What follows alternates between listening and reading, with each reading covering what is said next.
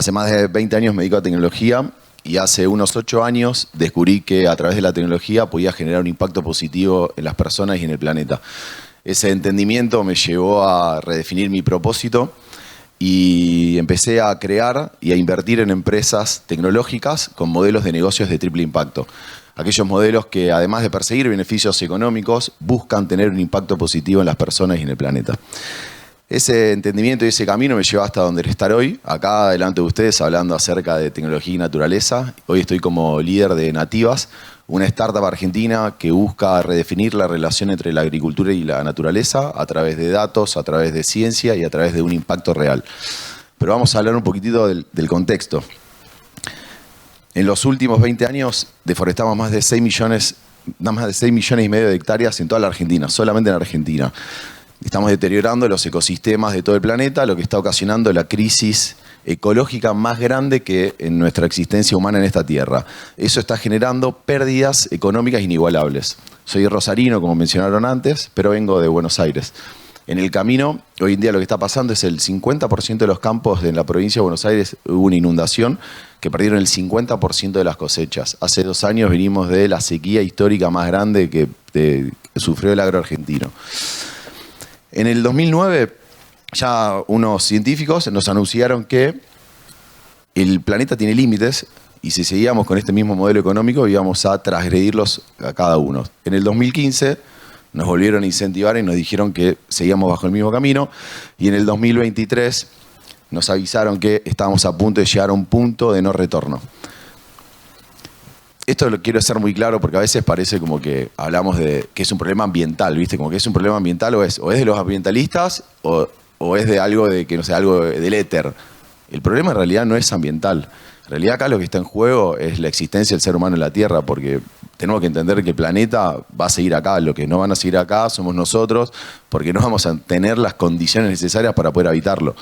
Entonces, a partir de ahí, tenemos que entender que la naturaleza justamente es la base para poder tener salud, es la base para poder tener nuestro alimento y la base de nuestra economía. Entonces, acá lo que es importante es, lo que nos está costando es poder identificar cuáles son los servicios que nos brinda la naturaleza. ¿Alguien se anima? ¿Algún servicio que brinda, esencial para las vidas, para nuestras vidas? ¿Algún servicio que brinda la naturaleza?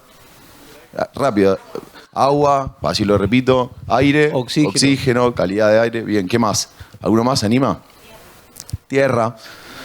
Alimento, biodiversidad, vos sabés, biodiversidad, acá tenemos. Bien, ¿y cuánto vale? Voy a contar una breve anécdota como para poder ponernos en contexto. Tengo un equipo en Nativas de científicos, ingenieros agrónomos, ingenieros ambientales, biotecnólogos, biólogos, etc. Y un día nos pasamos horas debatiendo acerca del verdadero valor de estos servicios ecosistémicos, del carbono, de la biodiversidad, del agua. Y un día llego medio abatido a mi casa, viene la cena, tengo tres chicos, que pobre los vuelvo locos, y los 2 más grandes, que tienen 5 y 7 años, les pregunto, bueno, ¿a qué se dedica papá? Y me dice, pobre papá hace un montón de cosas, pero entre ellas y ellos me dicen, papá planta árboles. Técnicamente no es correcto, pero yo me siento súper orgulloso, entonces lo dejo y digo, bueno, ¿y qué hacen los árboles? Dicen, los árboles nos permiten respirar, 5 y 7 años. Bien, muy bien. ¿Y cuánto vale eso? Y al unísono la respuesta, y los tengo en mi LinkedIn escrito, fue infinito, papá. Diciendo infinito, fin de la conversación. O sea, nosotros seguimos en charla de debate, de ciencia, de tecnicismo, de política, acerca del valor de la naturaleza. Y hoy generaciones más chicas, chicos de 5 o 7 años que no están inmersos todavía en nada, lo identifican claramente. No podemos cuidar lo que no podemos valorar. Hoy en día vemos un bosque nativo hermoso, pensemos en Córdoba, un bosque nativo espectacular, y el único valor que vemos en el bosque es si lo talamos y vendemos la madera, o si deforestamos y plantamos soja y lo vendemos en el mercado. ¿Por qué? Porque hay un mercado dispuesto a pagarnos por esos activos y poder generar una fuente de ingreso.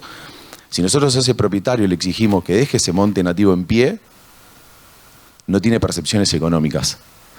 El cambio que tenemos que ocasionar, el momento en el cual estamos, es estructural. Por eso Naciones Unidas, el director de Naciones Unidas dice, debemos proteger la naturaleza otorgándole valor económico. Y para eso hay que reconocer los servicios que brinda la naturaleza. Vamos a hacer una cosa, te juro que no tiro más negatividades y nada, porque no me gusta, pero es un contexto que me parece súper necesario para empezar a entender cómo la tecnología, ¿sí?, puede trabajar, ayudarnos a identificarla, a procesarla y a poder ponerla en valor. Y tengo algo que la verdad es tremenda responsabilidad la que tenemos nosotros, los que estamos hoy acá, que somos la primera generación de la humanidad que cuenta con las herramientas necesarias para poder hacerlo. Yo no sé ustedes, pero yo quiero que el día de mañana las generaciones futuras vengan y digan, estos pibes hicieron algo por eso. ¿Entendés? Porque estaban entendiendo que si no lo hacíamos íbamos a llegar a un punto de no retorno. Vamos a repasar rápido, no tengo mucho tiempo y la verdad que el tiempo me aprima. Distintas tecnologías que estamos usando hoy, desde las satelitales hasta las más terrestres, para poder identificar y valorar los servicios de la naturaleza. Y voy a tratar de ir con casos bien concretos y bien cercanos. Como nunca antes estamos mandando satélites al espacio, ¿no vieron? Que como, bueno, es una locura. O sea, vamos desde Argentina mismo, de ARSAT, hay un montón de empresas que están largando satélites. De hecho, si miran al cielo un día de noche y que no esté muy nublado, llegan a ver pasar a los satélites de SpaceX o es una invasión ovni o nos quieren conquistar una guerra militar o, no sé, estamos viendo un fenómeno natural porque es increíble. Se ven y se empiezan a notar. No, hoy en día, un poco, esto es lo más techy que me voy a poner, pero para aquel que quiere investigar un poquito más, hay satélites como Sentinel-1, el 2, el Landsat, que hoy ya están usando. Hoy hay una startup argentina que tiene presencia en Córdoba que se llama Satellites on Fire, que agarra imágenes satelitales, las procesa y hace detección temprana de incendios, y eso cruzado con datos climáticos pueden determinar el comportamiento que va a tener un incendio en función de los vientos, las velocidades, en función de las direcciones, etc. Los que más resalté son estos dos. Uno se llama LEMU, que lo lanzaron el año pasado, es un equipo chileno, es el primer satélite a nivel mundial que monitorea la biodiversidad de todo el planeta.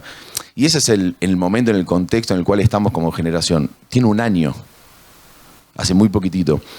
Biomas es uno que salió hace un mes, que es el primer satélite que se va a dedicar a valorizar y a entender la biomasa forestal. Con la biomasa forestal podemos entender y calcular la cantidad de captura de carbono que tienen los bosques de todo el planeta. Y después vamos a ver un poco más un ejemplo más concreto.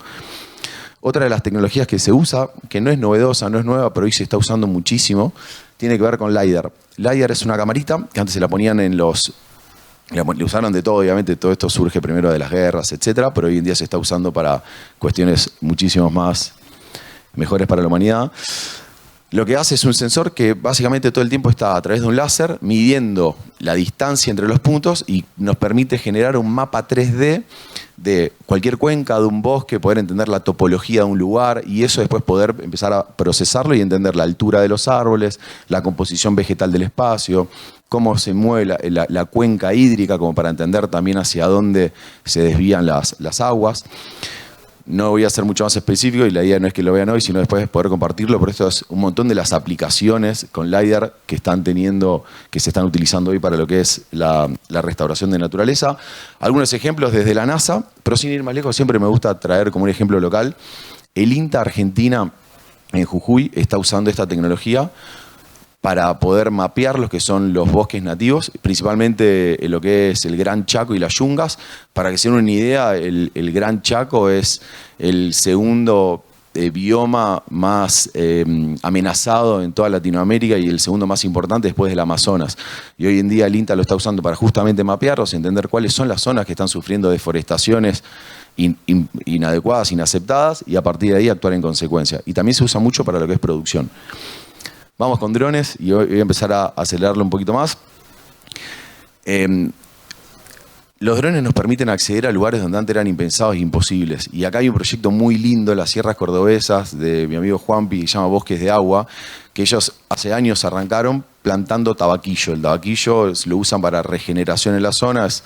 Se le llama que es el árbol que tiene la capacidad de poder tomar la humedad o el agua de las nubes y volver a ponerlo en las cuencas.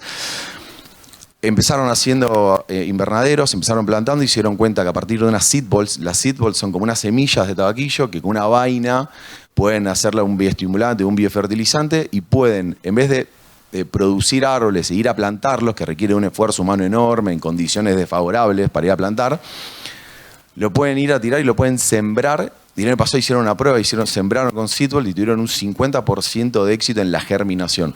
Eso le permite escalar el proyecto, pero a 50 veces, con condiciones humanas mucho más favorables, no necesitan tanta cantidad de gente en el medio de la montaña, no sé cuántos metros de altura para poder trabajarlo y hacerlo.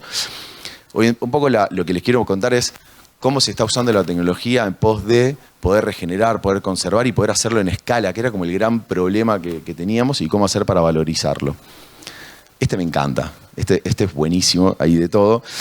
La bioacústica básicamente se están usando las ondas sonoras para poder determinar e identificar las distintas aves o insectos que habitan en un campo, en un ecosistema, en un proyecto. ¿Cómo se hacía antes esto? Llamabas a un equipo de biólogos, científicos o gente interesada que iban a hacer avistaje de aves, iban una semana al campo a hacer avistaje de aves, o iban un tiempo y ponían como unos vasitos con un pegamento donde ahí se pegaban distintos insectos, a partir de ahí los recolectaban, iban al laboratorio, los sacaban, lo medían y en función de lo que encontraban, determinaban cuáles eran los insectos o polinizadores, etcétera, que estaban habitando ese espacio, y en función de eso poder determinar, hacer un diagnóstico de la salud del ecosistema. Si vos tenés distintos polinizadores en un campo agrícola, por ejemplo, estás determinando que ese campo es mucho más resiliente a las plagas, etc. Hoy en día lo están haciendo con un dispositivo que escucha el sonido, de todo tipo de sonido, escucha el sonido, lo interpreta, lo identifica con una IA para ver cuál es, y a partir de ahí saben cómo está el ecosistema, cuáles son los insectos que hay, cuáles son las aves, la fauna, etc. Bueno, después dispositivos de IoT, que acá ya estamos yendo de los satélites más al campo. Estos son por ahí más conocidos, hace mucho ya se vienen usando y mucho en el campo para productores, que tienen que ver con miden la humedad del suelo, miden las precipitaciones, miden la calidad del aire también, que con distintas partículas del aire, ¿sí? Miden la temperatura, etcétera. Y después hoy en día está lleno de aplicaciones móviles que nos permiten identificar flora y fauna. El mismo propietario, podés ir mismo en tu casa, en el jardín, no sabes de qué es una planta, te interesa, te bajás una aplicación y te dice cuáles son los beneficios de esa planta, si es nativa, si es exótica, en qué época florece o no, etcétera. Bueno, todo eso con aplicaciones. El tema ahora es qué hacemos con tanta data, con tanta información. Es muy loco, pero cuando yo me empecé a involucrar en esto, yo vengo de la ingeniería, vengo del tecnicismo, me empiezo a involucrar y me empiezan a hablar de modelos ecológicos basados en ciencia. Digo, bueno, ¿qué será eso? Me los dan, empiezo a estudiar.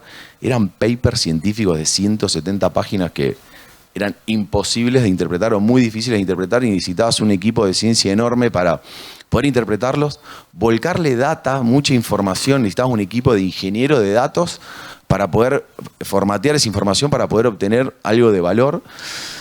Y eso la verdad que es algo que hoy en día se habló durante todo el día de inteligencia artificial. Nosotros la vamos a aplicar a entender y valorizar la naturaleza.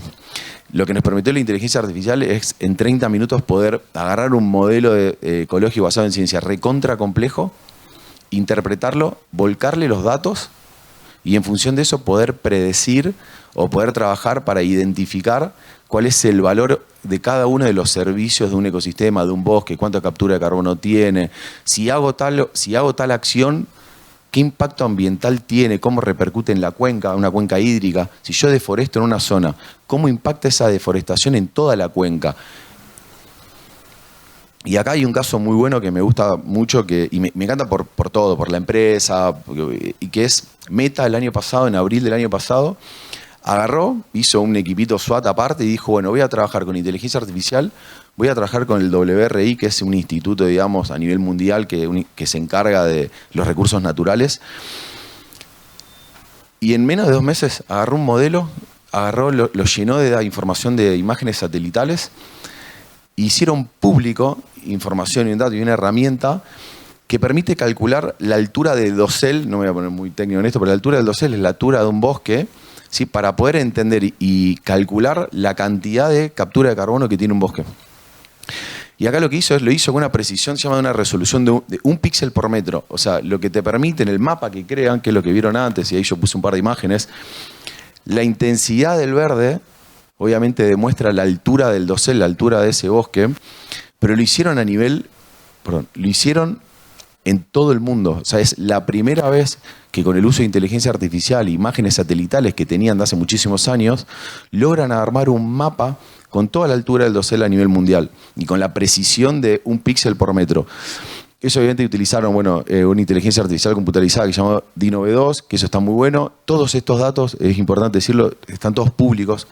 Cualquier equipo del mundo puede obtenerlos, jugar con esto, digo, en el sentido de agarrar un bosque de la provincia, entenderlo, mapearlo y poder hacer un cálculo de la altura del dosel, qué está pasando, qué está sucediendo. Cosa que hace un año esto era impensado, era imposible. Necesitabas tener un equipo de ciencia entero para poder armarlo y construirlo. Ahora, ¿qué pasa si agrupamos toda esta información de valor en un activo digital? ¿Qué pasa si ese activo lo podemos transaccionar con trazabilidad y con transparencia? Y en Argentina es increíble, pero a veces inventamos cosas que no tenemos ni idea. El año pasado, el ex AFIP o IARCAP dijo y sacó una normativa donde dispuso que los activos digitales se consideraban como activos financieros no tradicional. Y al considerarlos como un activo financiero no tradicional, lo que buscaba era que las empresas o las personas que tengan tenencia de criptomonedas puedan registrar o reportarlos en su estado de situación patrimonial esas criptos, con el objetivo de que aquel que tenga tenencia de una criptomoneda como un Bitcoin pague bienes personales por eso. Pero lo que no se dieron cuenta es que asentaron las bases, en Argentina están las bases asentadas para que una empresa hoy pueda comprar un activo digital basado en naturaleza, reportarlo en su estado de situación patrimonial y demostrarle a la bolsa o al mercado el aumento de su patrimonio, a todos sus stakeholders, el aumento del patrimonio por tener capital natural en su balance. Esto, encima hoy algo que está pasando, hay un estándar internacional que se llama IAS 38 que le permite a estas empresas poder reportarlo también de forma internacional y que pasen por auditorías como Deloitte, McKinsey, empresas consultoras muy grandes. Ahora, y como para ir cerrando y poder dejar un espacio chiquitito para algunas preguntas, dudas que tengan, quiero que se queden con esta pregunta, que es cómo podemos hoy, a partir de, usando tecnología y con la naturaleza, poder trabajar en un mundo más sostenible. La naturaleza, más allá del valor económico, tiene un valor intrínseco que lo reconocemos, ¿sí? Con todos los servicios esenciales que nos traen y nos dan para la vida, pero creemos que es importantísimo poder otorgarles un valor económico para poder preservarla, restaurarla y financiarla. Soy un creyente de que la tecnología justamente nos da el medio necesario para poder lograrlo.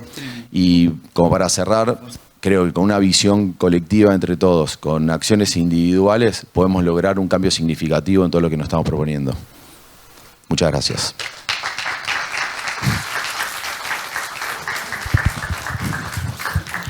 ¿Preguntas? ¿Hay alguna pregunta? Si alguno se anima, tema complejo, difícil de entender. Allá. Por allá, mirá. Ahí va el micrófono. Gracias. Hola, ¿qué tal? Me quedé como pensando en qué significaba y qué implicancias tenía esto que vos decías de que abrió el camino para esto de declarar como poder adquisitivo, imagino, esto de la naturaleza que tenían, ese cruce que hiciste entre cripto y naturaleza, como que no entendí qué implicancias tenías. No sé si podés desarrollar un poquito más ahí. Sí, ahí, a ver, hay muchas empresas, más principalmente en Europa, en Estados Unidos, o empresas que cotizan en bolsa, por decirlo de una manera, que tienen generalmente un impacto muy negativo con el ambiente, no se involucran en estos temas porque no pueden valorizarlo. O sea, para ellos es una cuestión, la sostenibilidad tiene que ser un negocio, ¿está bien? En ese sentido. Entonces, la verdad que no se involucran. Acá lo que nosotros vemos es que las empresas o se involucran por convicción, que hoy son pocas, o se involucran por coerción, porque hay una reglamentación, una regulación, algo que les exige, o lo hacen por conveniencia. Y en esa conveniencia, en ese contexto de conveniencia, si una empresa que cotiza en bolsa puede demostrar que está invirtiendo en activos ambientales, que hacen más sostenible a su cadena de valor, que están invirtiendo dentro de su cadena de valor para hacerlo sostenible, y le demuestran a todo su grupo de interés, a accionistas, inversores, etcétera, que están invirtiendo en la naturaleza para darle sostenibilidad a su cadena de valor, y eso en la bolsa se percibe como un aumento del valor de las acciones, porque en tu patrimonio vos lo aumentaste. Es una de las teorías económicas de que cuando logremos valorar económicamente la naturaleza vamos a poder financiarla y regenerarla, etc. Eso es como la lógica de por qué si nosotros podemos poner un activo de naturaleza, poder reportarlo en el balance de una empresa y aumente el patrimonio, se aumenta el patrimonio, aumenta el valor de la acción, se aumenta el valor de la acción, todos los inversores van a estar contentos y van a querer seguir invirtiendo en un capital natural. Y eso, pensando, ¿no? ¿Implicaría que estén más interesados en privatizar la naturaleza? No creo eso, no necesariamente. Igual tengo una muy mala noticia para darte, pero muchísima cantidad de tierras del mundo están privatizadas y eso no es algo que hoy lo podamos trabajar. De hecho, también hay de todo. Hay países como Argentina que tienen un capital natural increíble, en vez de solamente estar pensando ese capital natural como extractivo, que es nuestra forma de verlas como extractivo, poder valorizarlo. Si yo en vez de extraerlo lo valorizo y con eso, hace tiempo se intentó pagar la deuda externa con el capital natural argentino, ¿entendés? Que bueno, más allá de, no lo quiero llevar a una agenda política de si está bien, si está mal y todo, hay una lógica de entendimiento que la comparto o la compartimos, que tiene que ver con valorizarlo, ¿sí? No solamente extraerlo, porque extraerlo es plata para hoy, hambre para mañana, porque los recursos naturales son finitos y en algún momento se van a terminar. No se nos terminará a nosotros en esta generación, pero se van a terminar. Punto. Creemos en otro modelo de desarrollo económico y eso es un poco lo que se busca a partir de todos estos modelos. No, por favor. ¿Alguna más? ¿No? Bueno, muchísimas gracias. Fuerte el aplauso Gracias, para Gaspar. Gaspar Matt. Muchas gracias. Un lujo.